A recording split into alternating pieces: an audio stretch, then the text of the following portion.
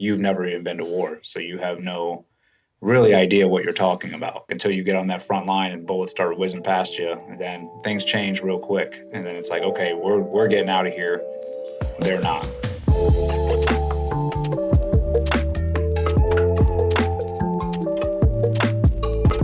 Eddie, man, thank you again so much for being here. As we kind of just pre-discussed, it's obviously when I got first introduced to you, you have a book on your story as well, and there's you've had a lot of attention for your history and whatnot. But I'm definitely fascinated in the angle of being a Navy SEAL, and especially as someone of your caliber and your accolades and the time that you put in. You've seen a lot, to say the least, and I'm sure you've experienced a lot. And I'm always fascinated in the mentality of a Navy SEAL or anyone that goes to war, because I can't relate to that. I'm, in for lack of better words, a pussy in many senses. So I don't even know what the No. hell you've gone through. But your perspective towards death, and if you don't mind me jumping right into it, because I haven't spoken to a lot of people that have gone through what you've gone through. Do you remember your first confirmed kill? Is that something that has stood out for you? Um, yeah. I remember, yeah, the first dude I shot. It was, I don't remember the exact date. I mean, it was probably in the beginning of the war. And it was in Mosul. And so, yeah, it was a little firefight we were in. And yeah, I just remember putting the crosshairs on a dude, pulling the trigger, and watching him go down. So that was the first of many. And I think I was like around 20 at the time. 20 years old. Yeah. Yeah. When you say there's many, that kind of leads to another question. I thought, is there a point when you've been around it so many times that you just is it just desensitized? Oh, for sure. Yeah. I mean, that's one thing I think the past 20 years of war has done for a lot of, not just me, but for a lot of service members that have deployed constantly over there, either to Iraq, Afghanistan, or different regions, Africa, Yemen, and they've had to fight, terrorism or evil. You're there taking evil off this earth, and the more you do it, and I think I'm not going to speak for everybody in blanket statement, but I think for me at least, yeah, you do become desensitized to it. You become less empathetic towards it, and I think that's just the nature of the beast. And then obviously, killing bad guys or killing the enemy it's not a big deal, because that's what you're there to do. I mean, that's our job. It's more having your friends that are killed. Your teammates, and then dealing with that. I think that definitely desensitized me more than anything to it, because it's just a lot to take on while you're actually continuing to do the job. Yeah, I mean, is there any protocol for that? Like, obviously, as a SEAL, you have so much training physically, and obviously part of that is mentally. But is there any aspect of it that either, I guess, before or during regarding coping with that, or is it just you just push right through that? Is it even part of the curriculum, if that's even the right word?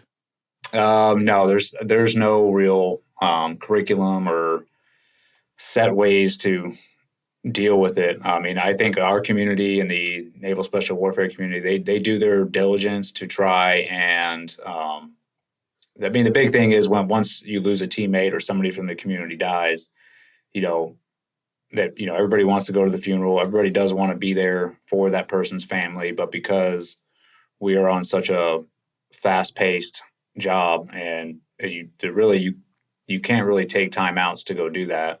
But the community does do their best to try and get guys to the funerals, get guys around the family. But that's just one aspect, Mm. And as far as dealing with it mentally, no, there's no there's no protocol. I mean, you can go talk to a psych or a chaplain, but really, I mean, like I said, the job is going to keep going. And I mean, the way I dealt with it, and it's not the right way. It's just, I think the way a lot of guys deal with it is suppress it, shove it down, use it for motivation to keep going over there and taking bad guys out. But there really is no like grieving process to where it's like, hey, take time to grieve and to process like what's really happening here. You don't have time Right. for any of that. So you're sort of just like everything else, every other trauma that we face in that community is you just push it down and keep moving forward. And then obviously copious amounts of alcohol and everything else that just gets brought into the mix as well. That's always there at funerals. So I think it's not the right, and again, I'll state that's not the right way to do it. That's just the way that our community has dealt with it over the years. Yeah, and once again, most of the time I like to preface things I say by saying I don't know what the hell I'm talking about, but with all the effects that happens after being at war and being in a position like so many are, it seems to be such a high correlation to suicide and mental health issues after someone comes back from war and experiences that. And I don't that's not an unknown thing. And if everything's just being buried down and not handled, it's like, is there a better way to deal with that? Like I don't, you know what I mean? Like I don't know what the steps are. So it seems like everything's okay after the fact. They come back and then let's try to figure it out, as opposed to maybe there's something to do during it. But then again, like you said, it's so fast paced. No, like at the time, how can you think when you have a mission to accomplish? How do you even like? Why would you even contemplate that in the moment? You just push it back and deal with it later. Yeah, I mean, I've done a lot of thinking on this, and talking to my friends, like, hey, what are some better ways? Not just our community, but the military as a whole can help people deal with a lot of the trauma that people have seen over the past 20 years, whether it be teammates dying or just death in general, or having their teammates get blown up and hurt and maimed for life. And yeah, I mean, there could be some steps put in place to that people can go and like get help, but at the same time, where I'm a realist and I know that if you were to during that time, if you were to step out and be like, hey, I need to go get help, well, they'll be like, okay, cool, the train's going to keep going without you then, and you're off to the wayside. So being coming from our community and being the way that we are, we all have FOMO of we all want to be there on every op, be there right next to our brothers, mainly because we don't want any of our teammates getting killed again. And so, I mean, our thought process, if I'm there, I can prevent whatever from happening. So it's a difficult one, man. It's a difficult one to try and work through to like, okay, how can we get guys the help they need during this time so that when they do get out, they're not as jacked up, or all the stuff that they push down now comes bubbling to the surface.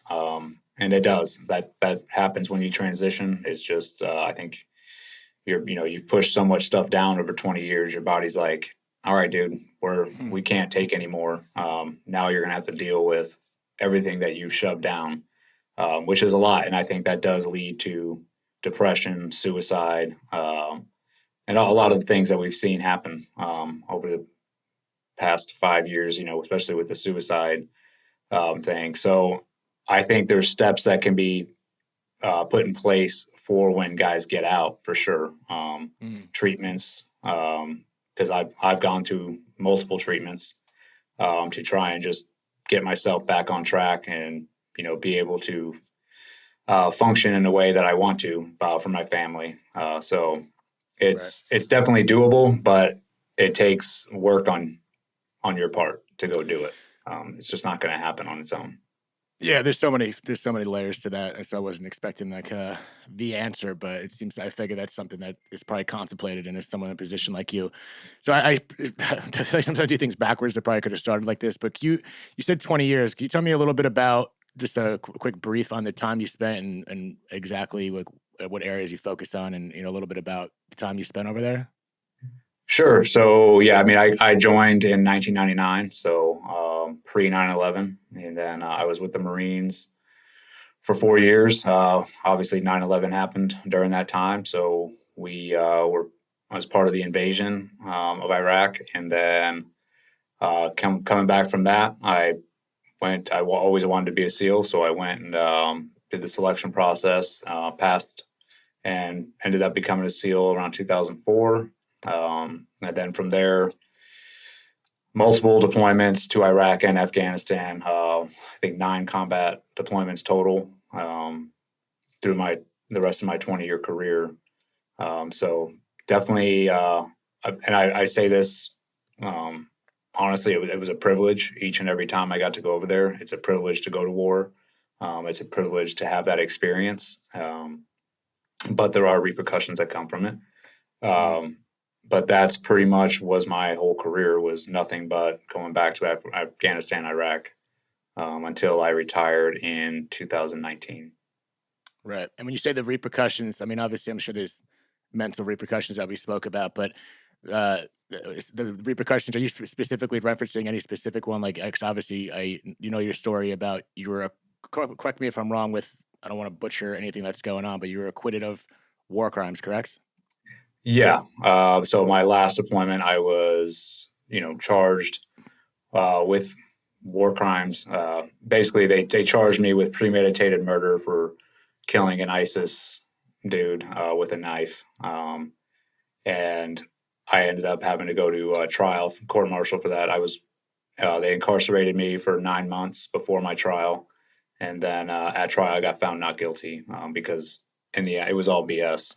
It was just it ended up being a big political stunt. And they were just using me as as someone to, hang out to dry or use as an example. So, but everything worked out in the end. I got found not guilty at trial. And that was mainly due to my wife and brother who, once they locked me up, they stood up and started fighting back. My wife started a organic social media campaign, putting out the truth about what was going on. And my brother did as well. He was knocking down doors at Congress, trying to get people to pay attention, which was a lot harder to do. But because of the effort that they put in of trying to expose what was really going on, the president at the time, Trump, got involved. He actually is the one who let me out of prison so I could properly defend myself before trial, which you would think that would be given to you, but it's the Uniform Code of Military Justice is a completely different legal system than the civilians, and it's very corrupt, and they make their own rules as they go. So we learned how to navigate through that, and then through that whole process, and there's a lot that goes into this story. I don't want to spend like too much time because it will literally take up the whole podcast. I wrote the book, The Man in the Arena. Everything's in there that happened. I mean, it is a very crazy story. But in the end, I was found not guilty, and it was a blessing because we got to start our nonprofit, the Pipe Hitter Foundation, out of it. And what we do is, we help active duty military, law enforcement, and first responders when they're put into situations like I was in, which you're being unjustly accused for doing your job. We raise money for their legal funds. We also provide emergency relief aid to their families because that is very stressful when the government is coming after you and the media. And then we will also advocate for those individuals if need be, whether it be through social media or the news to get their stories out. Amazing. That's amazing that you flipped it into that. And I mean, obviously I know, there's corruptness all over the place, but it's just interesting to see that you think it'd be in something like that. Is just mind blowing. Yeah. So in regards to your time over there, you mentioned obviously you're losing people that your partners over there and people that are your brothers. Is there any specific memory that stood out the most? I'm not trying to categorize certain experiences because obviously they all hold their own weight. But was there a first one or a certain experience over there of losing a brother over there that stuck with you the most or kind of shifted your perspective on death or being out there and in life in general, if that makes sense? Yeah. I mean, I do. There is a specific memory, and I actually was not over there at the time that this happened. My platoon that I was with the Marines, it was a 1st Battalion, 8th Marine Sniper Platoon. We came back from our deployment, and that's when I went to BUDS to become a SEAL, and they redeployed Fallujah. And so while I was in Buds, I lost a really good friend of mine, Nick Zokowski. He was killed by a counter sniper. And I think we lost like 4 or 5 other guys in that platoon. But Nick's hit me hard, and I was going through training at the time, and I was told, what had happened, and it was a lot of shame, a lot of guilt I was feeling because I was pursuing what I wanted, and I definitely thought that I should have been there.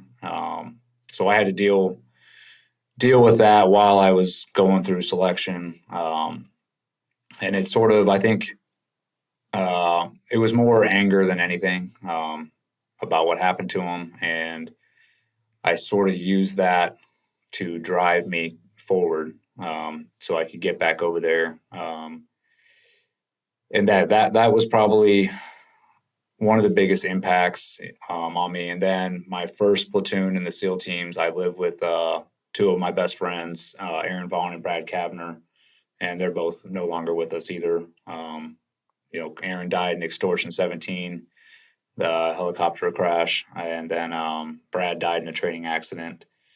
And you get used to using their deaths as motivation to keep going. And anger is really like the only emotion that I had towards anything, which I'm saying this looking back now, and trying, just seeing where I could have done things differently or handled it differently. But that's just the way I was handling it at the time, where I'd be pissed about what happened to them, and then I'd want to go back and get vengeance for what happened. But the deaths, losing teammates never stopped through the whole career. So eventually, once you use one emotion enough, it's like that anger was mine. All the other emotions go to the wayside. And what I found out when I got out is that's how I dealt with everything.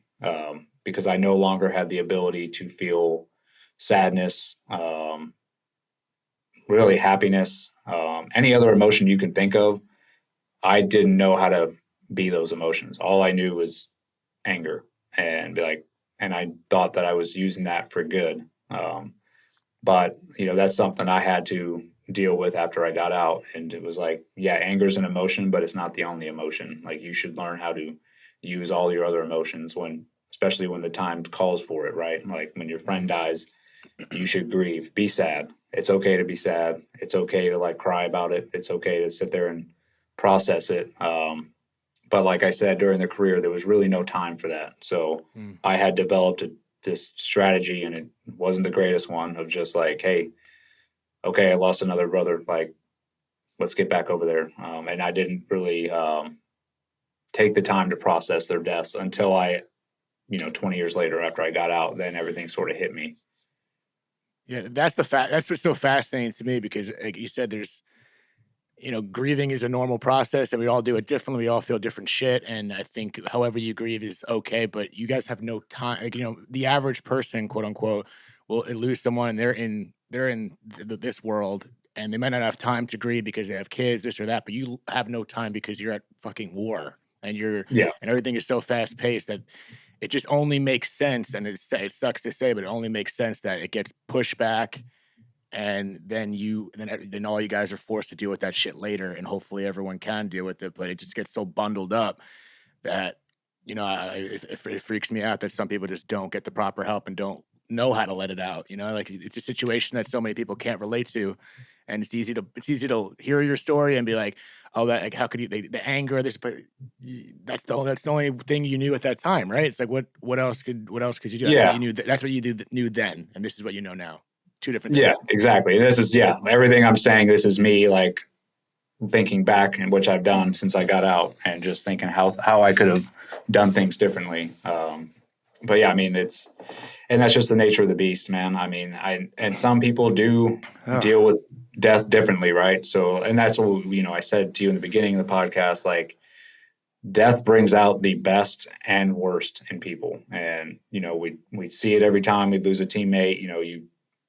You see the people that actually are there for the families, and they're trying their best to do whatever they can to, help the families out.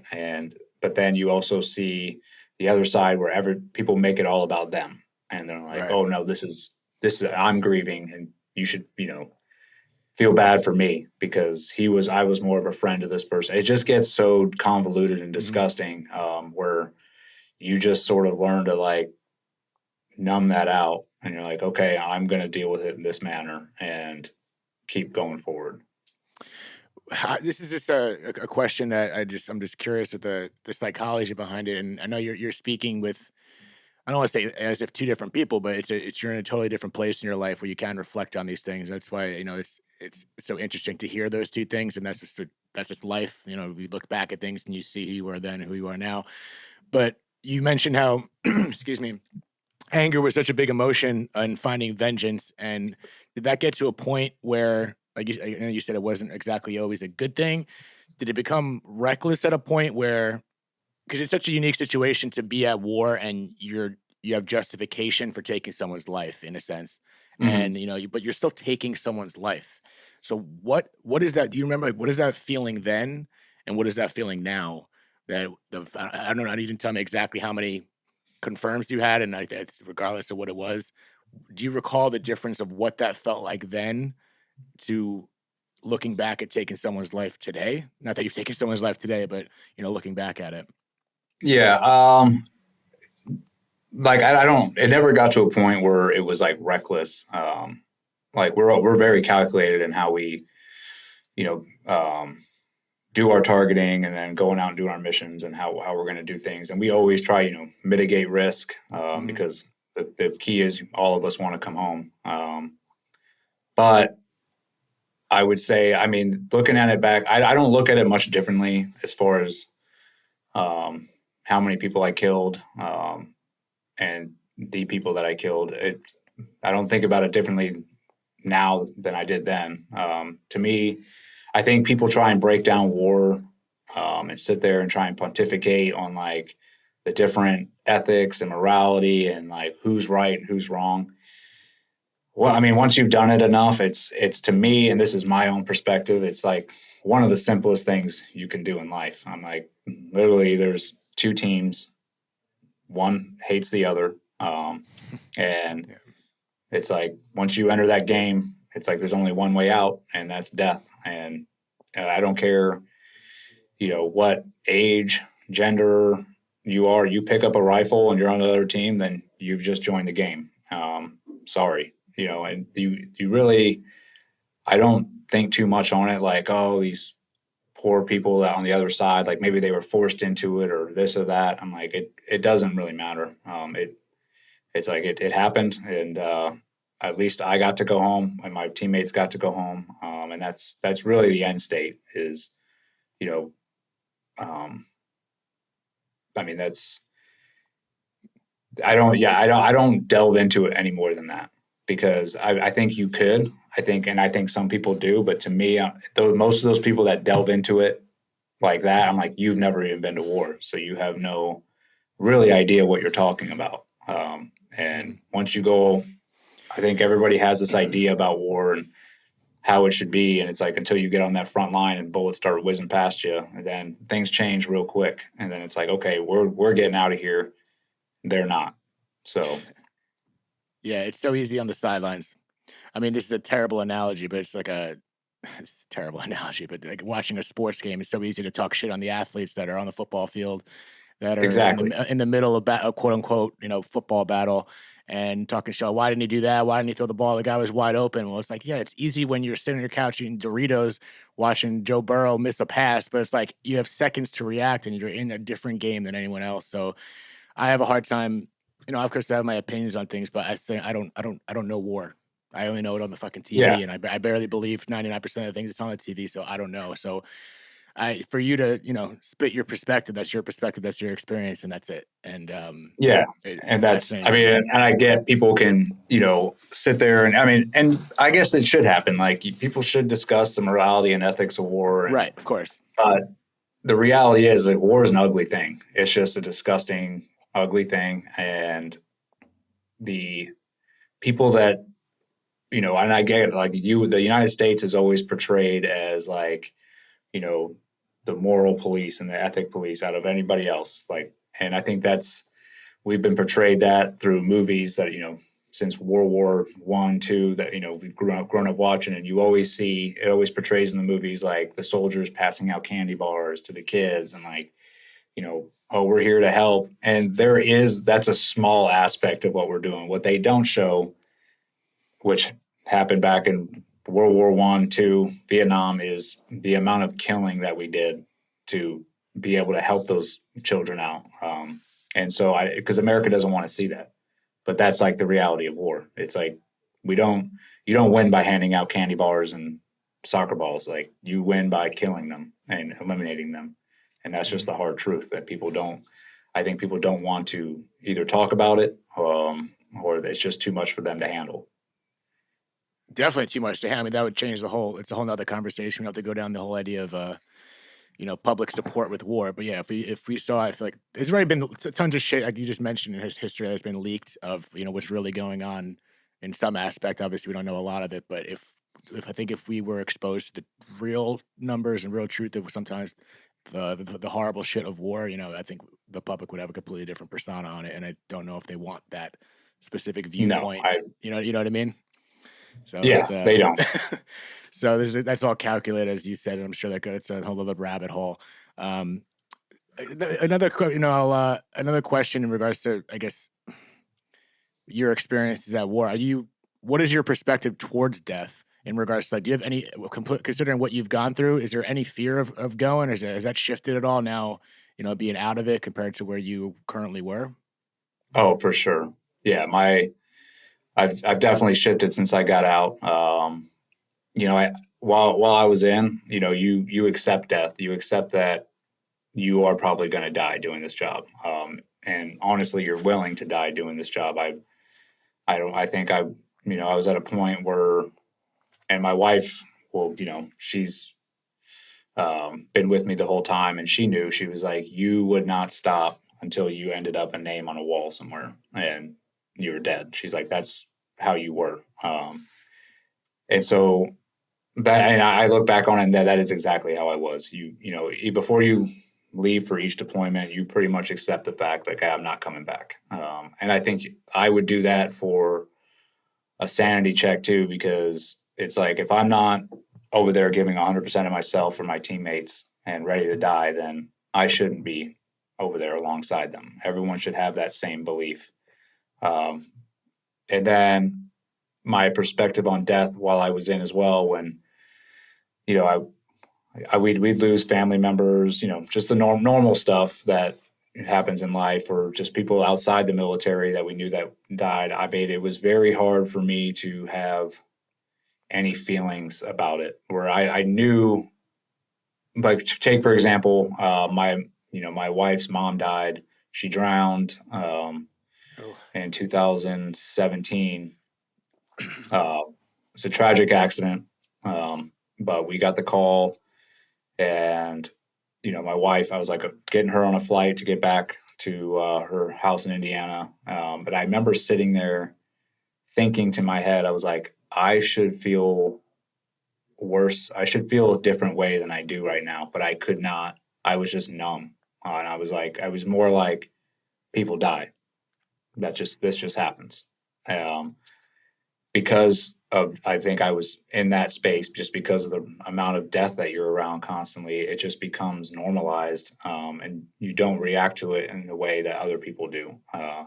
And luckily, my wife, she's a saint. She knew that. She was like, he's too far gone, I guess. Or like, this is, he's been around too much death. I mean, she's just a very highly intelligent person, a lot smarter than I am. That's amazing. Yeah, that's amazing. Yeah. But now, that definitely, my perspective has changed since I've been out. I'm more worried about the future. Where, I want to be here for my kids. I'm more concerned just about the everyday dangers of life. And I want to, protect my family as best I can. So yeah, I'm in the mindset of like, how can I live longer rather than, well, I'm ready to go. Yeah, I'm glad the scripts flipped a little bit there, and that's Yeah. part of that's part of the thing I would love to quickly go over. We kind of mentioned already about you seeing it as possible to kind of transition back to quote unquote normal life because you came back desensitized, and I feel like that without having any experience that you had, that desensitization towards death affects all your other emotions, and then it affects the people around you, like your wife. It's amazing how understanding she was, but she may be grieving. And I don't like to say this because there's no normal way of grieving because everyone grieves differently, but in a sense that of feeling certain emotions and you may not, then that affects the people around you, the way you handle those emotions. So it seems like Yes. you're, as you just explained, you're coming back to maybe feeling certain things. And I love to hear that because for anyone that's listening that had, that is in the Army, the Navy SEALs, or whatever, have gone through combat that may not be there yet. What is that process? I'm sure you have your own process, but what is the word to those guys that may be struggling right now after war? So yeah, for the people listening that are having a hard time, first off, there's nothing wrong with you.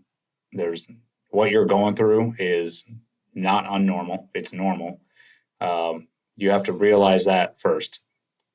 You know, human beings aren't meant to see what a lot of us saw over the past 20 years. They're not meant to see that much death and that much trauma.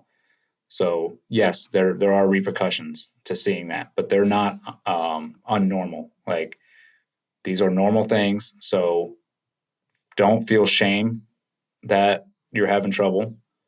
Don't feel like you're not good enough, that you're not tough enough, or whatever. The toughest thing you can do is go ask for help. Go seek help. Go seek to make yourself better.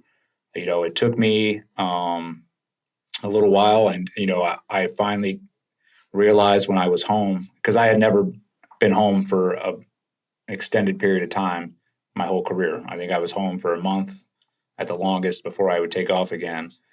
And it took me, I was home for about 6 months, and I saw the impact that I was having on my family, on my friends, just from the way, because I wasn't dealing with all my issues. I was trying to hold them in, and they were coming out in other ways where, and I wasn't like raging or doing anything crazy. It was more just the vibe I was putting off. And I think my family, I think my daughter one time, this was like a huge turning point for me is right after I got out. She was 16 and she was like, I don't even want to be around you because there's Wow. something wrong with you. Like you seem depressed all the time. And that's was like a light bulb switch to me. I was like, that's it. Like I have to like do something. I can't, because for most of us, yeah, I could go on forever being miserable. We're trained to that. It's like Mm. I can just keep riding this out, or I can elevate myself, go get help, and become a better individual for my friends and family. And that's what I say to people: like, take that step into getting help. First, go talk to somebody. Find it doesn't matter if it's a friend or a specialist. Just getting out verbally what you're holding in is going to be, help you out a big time.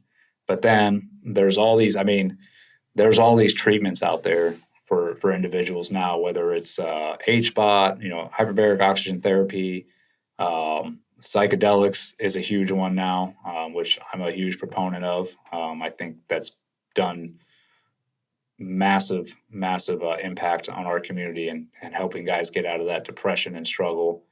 But then, there's also, other things where making sure you get together with individuals like yourselves, going on trip, like a hunting trip or something to just like get you out of the society and just so you can go hang out with your buddies and actually, while you're there, talk about your issues. I think being vulnerable is a huge thing. I think that's a lot. It's a lot easier said than done for guys from our community or and guys and girls from our community. It's Mm. the more vulnerable you are, the more authentic you are, the better off you're going to be. Stop trying to push stuff down and be something that you're not. Like I get it, you had to do that during your career. You had to sort of hold up this shield, like, hey, I'm unbreakable. you don't have to be like that after you're out. It takes a lot more strength to let down that shield and be like, hey, these are my issues and I want to deal with them and I want to make myself better. I can't, I mean, I tell guys before they get out, I got a lot of buddies that are still in, and they're coming up on their time to about get out. And I tell them, I'm like, you need to be prepared for the hardships that are coming your way. Because I think everyone thinks, oh, I'm going to get out and everything's going to be great. It's like, no, you will. Everybody deals with stuff. I don't care what background you have or who you are as a person. You will deal with some struggles when you get out.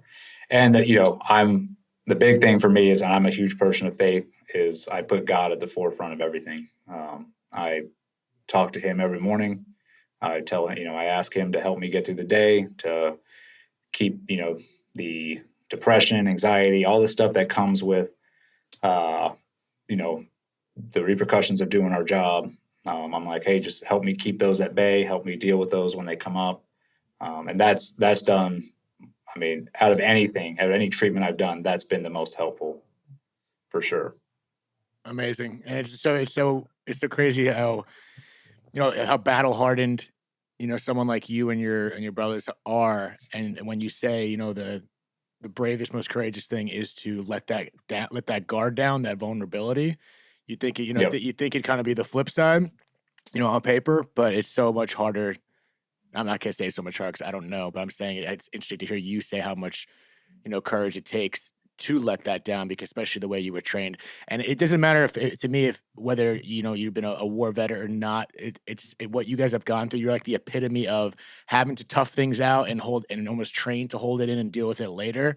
That can be kind of cascaded down to anyone that's going through anything, and the importance of being vulnerable and the importance of talking shit out, because that really fucking matters. And, to all the way down to the mother who lost her husband, has kids, and has to, stay strong for her children.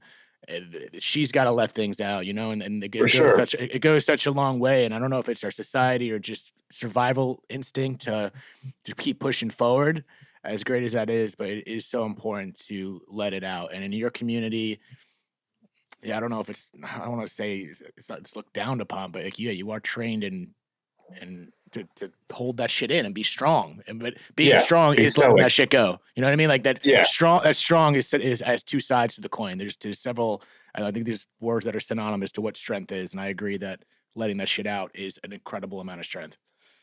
Yeah. I mean, there is times to be stoic and not to Right. show emotion, right? Like, those are like when you're going through those hard times, whatever you're facing, when that trauma is happening to you at the time. I do believe in being stoic and being like, okay, I'm going to deal with this trauma as it's happening to me, to get through it. But then afterwards, once you get through it, you should then let that armor down, be like, okay, dude, this did have an impact on me. How am I going to deal with this so I can better myself so it's not sticking with me? And I think that's the hard balance people have. And I say, and I know we're talking about the veteran community and everything. This applies to everybody. And I really think the veteran community is blessed in a way to go through everything that we've gone through. And, when you retire, it's like you're having to deal with everything right then. It's like, here it is. So it sort of forces us to deal with it. And I mean, I know a lot more people now, a lot of guys that I was in who, I mean, they're straight killers. I mean, some of the toughest, dudes that I've known that have probably stacked more bodies than anybody else. They are like the most kindest, gentlest human beings now, because they're like, dude, I'm just trying to be a better person inside. And it doesn't mean that they're weak. They're still that same individual. They've just grown on another level. And I think that's where everybody should try and do. Doesn't matter if you're a veteran or not. Everybody experiences trauma. And your trauma is no different than my trauma or anybody else's. Trauma is trauma. It hits everybody differently. So I'm like, yes, definitely, be stoic while you're going through that trauma, but then allow yourself time to process it afterwards and talk it out and then grow from it. Anytime you are faced with an adverse situation and you are able to overcome it, if you are not growing from that situation, then you've just wasted your time. my favorite quote ever, and I repeated this to myself while I was locked up for 9 months, I was facing life in prison without parole. And that was a very difficult time, a very difficult thing to deal with. But I was like, my quote was like, this pain will serve you well someday. And that's with anybody across the board. It will. Hey, pain is there for a reason, and that's to help you grow. But you have to grow from it. You can't just get over that obstacle and be like, well, that's it. Like, hopefully that doesn't happen again. Like, no, it will. Some else will happen again. But if you don't choose to grow from that pain and from that obstacle, you're going to have just as hard time the next time something does happen. Oh shit! You just made me super fucking emotional right there, because it's so true. Because in the moment when you're going through that pain, it's so hard to comprehend that, because all you feel is the pain. Like, this is my new normal, and to have the foresight and belief. I think it also, you've gone through pain, you've gone through some shit. So, and the hardest thing you ever gone through is the hardest thing you ever gone through. So in relation, like, that trauma is trauma. That's what my thought was. But when you're in the middle of something, that seems like that's it. But to have that Yeah. wisdom to know that this pain will serve me well is such a beautiful thing to say, because it gives you power in some sense, because that's your choice to see it that way. Because you could easily flip it like, this pain will fuck me up later, and if you believe that, then you're wasting your time with not wasting your time, but you're not handling the trauma. So I think it keeps you out of having a victim mentality, which is I think has plagued our society big time, where everybody, it seems to be like, how can I make myself the biggest victim in this situation? Mm-hmm. Which is the complete opposite mindset I think people should have. I'm like, you should be doing everything to not become a victim, to let people know, like, yeah, this happened to me, but I'm not going to be a victim to this circumstance. I am going to grow from it. And then I'm going to help other people who are in that position. Because just because you got through something, that's another thing. If you're able to overcome an obstacle or overcome an adverse situation, you should be passing that knowledge off to other people, because everybody else is going through hardships too. So you're like, hey, this is how I dealt with it. This is what got me through. This is the mindset I had. And I mean, if you're not helping others, then you're wasting your time. Love that. And I think there's especially in today's conversation, there's a battle between people that like kind of justifying being a victim and some not. Like, I think it's clear in life, some people start on third base, some people start on first base, and there are just advantageous and disadvantageous situations. That's clear. I think some people come up in certain situations, but if you can get out of it's for you, it's not for anyone else. If you get out of that victim mentality, it's only going to benefit you, and it's only going to propel you further. I think not easier, but that mentality switch is the answer. That's why I love your quote of saying, the quote you've repeated to yourself, that this pain will serve me someday. And that makes it, I think that just made me feel with the shit I'm dealing with, which is nothing, but like it's a good reminder. And so for anyone that feeling that pain right now, if you have the perspective that it will serve you, because it's going to. We're learning as we go, right? So I fucking love that. That was just that was selfishly helpful. So thank you. Oh no, good. Well, that's awesome. Yeah. So I appreciate that, Eddie. I guess I want to be respectful of your time, but I feel like this could be a much longer conversation, and I do appreciate you hopping on here. I personally am interested in talking to more people in your position, because it's so far removed from my life. And so I'm just interested in the psychology behind it, what you've gone through and how it affects you, and helping people that are struggling right now. Because I think what you've explained can apply to so many people, whether you've been to war or not. So if you just see it that way. So I want to thank you for being here. And if there's anything if you want to plug again, I'll drop everything. Your foundation or books or anything you got going on. Is there anything you want to mic drop right now? Sure. I mean, definitely our foundation, the Pipe Hitter Foundation. You go on to pipehitterfoundation.org. You can go ahead and look up all the individuals that we've helped over the past 3 years. It's just been a big blessing. And if you can contribute in any way, we're always thankful for that. And then I actually started a podcast with my buddy here, Dave Fields, called Shoot Me Straight. Seems to be sort of similar to what you're doing, which I think is awesome, where our focus is on talking to people who have been through adverse situations, got through them, and then just sort of pulling how they got that through those adverse situations, and hopefully the listeners will help them out as well. I really do. I love what you're doing, brother. Like, I think it needs to be talked about more. It's always, I think it's uncomfortable for people sometimes, but that's usually, if it's uncomfortable, that means you should be doing it. So, really, really awesome what you're doing, man. I appreciate it, man. This show is nothing without you sit on the other side. So I appreciate you being here, and I love that. Yeah, if it's not uncomfortable, you shouldn't be doing it. Everything's fucking. That's why I'm not even comfortable sitting right now. So I think I'm doing something right. But Eddie Gallagher, thank you again, guys, and thanks for tuning in to another episode of Dead Talks. And until next time. Thank you so much for tuning in to another episode of Dead Talks. Please do not forget to hit the subscribe button and also the notification bell. That'll give you updates as to when we post a new video, more episodes, and more content in general. We are streaming in all the major podcast platforms, including Apple, Spotify, iHeartRadio, Pandora, and all that. And also find us on Instagram at Dead Talks Podcast or www.deadtalks.net. Thank you so much.